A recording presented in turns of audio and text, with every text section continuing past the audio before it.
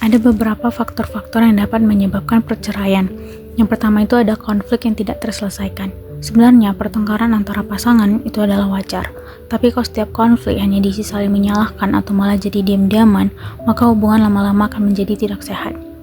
Lalu, berikutnya ada hilangnya afeksi positif. Di sini bukan berarti perasaan pasangan itu langsung hilang, tapi perhatian kecil dalam sehari-hari itu mulai berkurang. Jadi tidak ada lagi obrolan hangat ataupun kepedulian antara satu sama lain.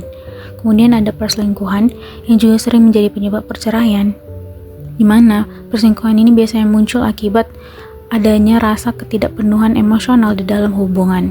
Dan karena perselingkuhan ini merusak kepercayaan, maka banyak pasangan akhirnya memilih untuk bercerai. Kemudian ada KDRT, kekerasan fisik, verbal, ataupun emosional itu membuat hubungan menjadi terasa tidak aman lagi. Nah, dalam kondisi seperti ini, perceraian seringkali dipilih sebagai cara untuk melindungi diri. Kemudian, yang terakhir itu ada tekanan ekonomi, pendapatan yang menurun, pekerjaan yang tidak stabil, ataupun beban finansial yang berat itu bisa menambah stres di rumah. Jadi kombinasi antara masalah emosional dan tekanan ekonomi ini sering membuat hubungan jadi makin rentan, sampai akhirnya perceraian dianggap sebagai jalan keluar.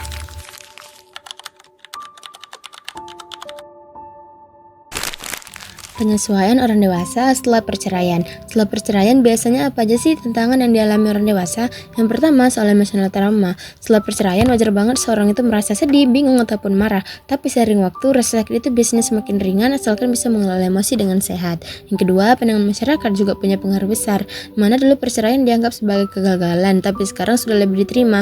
Nah, orang yang bisa melihat perceraian dengan cara yang lebih positif itu biasanya lebih mudah menyesuaikan diri. Yang ketiga, rasa kesepian.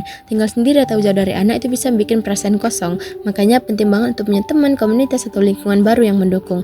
Yang keempat, soal hak asuh anak. Nah, orang tua yang nggak tinggal serumah sama anaknya itu sering merasa rindu atau bahkan merasa bersalah. Karena itu, komunikasi dan kerjasama dengan mantan pasangan itu penting banget supaya anak tetap merasa aman dan hubungan keluarga tetap sehat.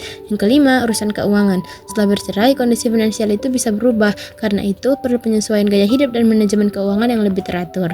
Yang keenam, peran dan tanggung jawab baru. Setelah berpisah, satu orang itu bisa jadi harus mengurus rumah, anak, dan kerjaannya sendirian. Jadi penting banget untuk mengatur waktu dan energi supaya semuanya tetap lancar. Yang ketujuh, hubungan dengan mantan pasangan. Konflik kecil itu sering muncul terutama soal anak dan keuangan. Tapi komunikasi yang baik itu bisa bikin semuanya menjadi lebih mudah. Yang terakhir, dukungan keluarga itu sangat membantu baik secara emosional maupun praktis. Misalnya jagain anak atau sekedar jadi tempat cerita. Nah, dukungan itu biasanya bikin proses penyesuaian jauh lebih mudah dihadapi.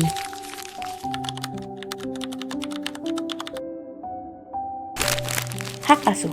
Hak asuh dibagi menjadi dua, yaitu hak asuh tunggal di mana satu orang tua memegang kendali penuh terhadap anaknya, dan hak asuh bersama di mana hak dan kewajiban tetap dibagi seperti saat pernikahan. Seiring berkembangnya zaman, semakin banyak ayah yang memperoleh hak asuh. Nah, ternyata hak asuh bersama terbukti bermanfaat bagi sebagian anak karena memungkinkan keterlibatan kedua orang tua dan mendukung penyesuaian yang lebih baik dibanding hak asuh tunggal, meskipun sebenarnya efektivitasnya tergantung pada kemampuan orang tua dalam bekerja sama.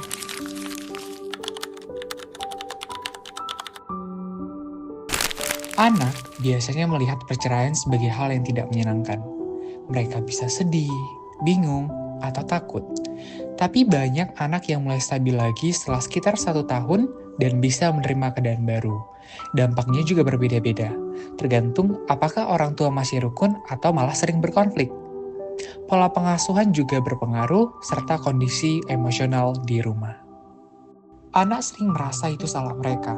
Mereka kangen suasana keluarga lama dan harus beradaptasi hidup tanpa salah satu orang tua.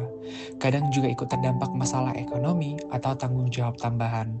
Penelitian menunjukkan bahwa konflik orang tua yang tinggi biasanya itu bakal lebih merusak daripada perceraian itu sendiri.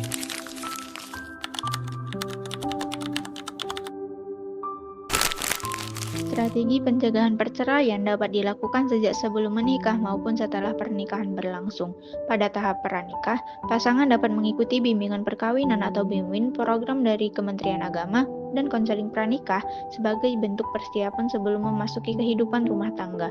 Setelah menikah, pasangan dapat memanfaatkan berbagai upaya seperti konseling pernikahan, program serasi atau sekolah relasi suami istri, dan PrEP atau Prevention and Relationship Enhancement Program untuk menjaga dan memperbaiki kualitas hubungan.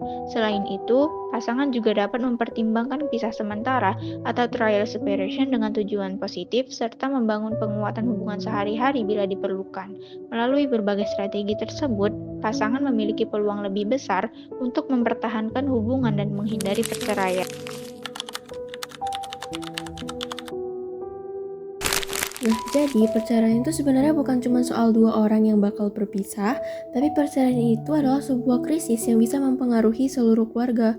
Banyak banget faktor yang bisa bikin hubungan pasangan itu retak, mulai dari nikah di usia yang terlalu muda, tekanan sosial ekonomi, sampai masalah komunikasi yang nggak pernah diselesaikan antar pasangan. Dan biasanya keputusan buat cerai ini juga nggak diambil dalam waktu semalam. Ada proses panjang dan penuh kebingungan di antaranya, bahkan nggak sedikit juga yang masih mencoba untuk mempertahankan pernikahan mereka, kayak pergi ke konseling pernikahan atau semacamnya. Nah, pada akhirnya perceraian itu bukan akhir dari segalanya, tapi sebuah fase besar yang butuh pemahaman dan dukungan dari banyak orang. Dengan cara yang tepat, keluarga itu tetap bisa melewati masa ini dengan lebih sehat dan minim konflik.